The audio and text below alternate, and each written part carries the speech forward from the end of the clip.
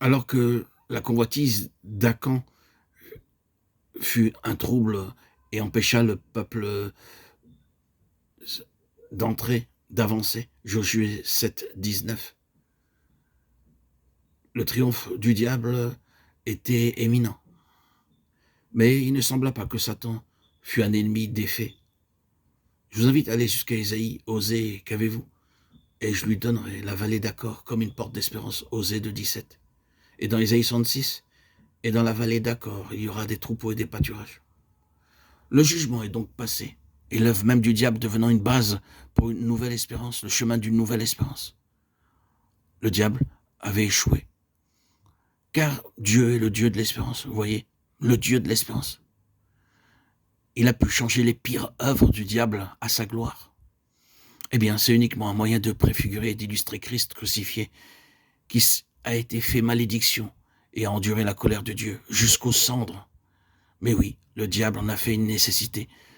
Par son ingérence et son intrusion dans cette race humaine, il l'a rendue indispensable. Dans un sens, c'est l'œuvre du diable. Il a fait que cela devienne inévitable pour Dieu de juger de cette manière jusqu'à la destruction ultime. Mais écoutez, écoutez, là n'est pas la fin de l'histoire. Béni soit le Dieu et Père de notre Seigneur Jésus-Christ qui nous a engendrés de nouveau pour une espérance vivante par la résurrection de Jésus-Christ. 1 Pierre 1,3. Voilà la fin de l'histoire. Ce n'est pas une dévastation et des cendres, mais une espérance vivante. Référez-vous à Josué 7, 25. Et ce sont là les souveraines grâces, sagesse et puissance de Dieu qui prennent place simplement et qui triomphent sur les pièges de Satan.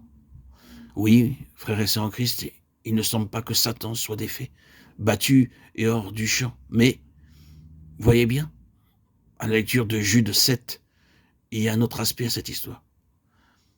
Il est probablement l'instrument aveugle dans la puissance souveraine de Dieu, en vue de créer une nouvelle perspective et une nouvelle possibilité. Croyez-le, frères et sœurs, le témoignage de Jésus est qu'il est allé jusqu'au péché, qu'il est remonté à la source et à la conséquence de l'iniquité. Par le péché, la mort, tous ont péché. Et la mort s'est étendue sur tous les hommes parce que tous ont péché. Romains 5, 12. La mort. La mort.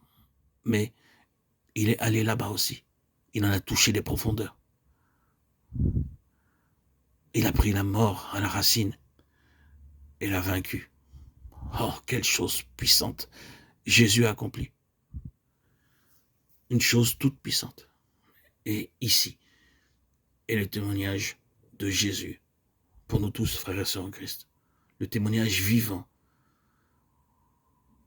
de Christ, Jésus, notre Sauveur.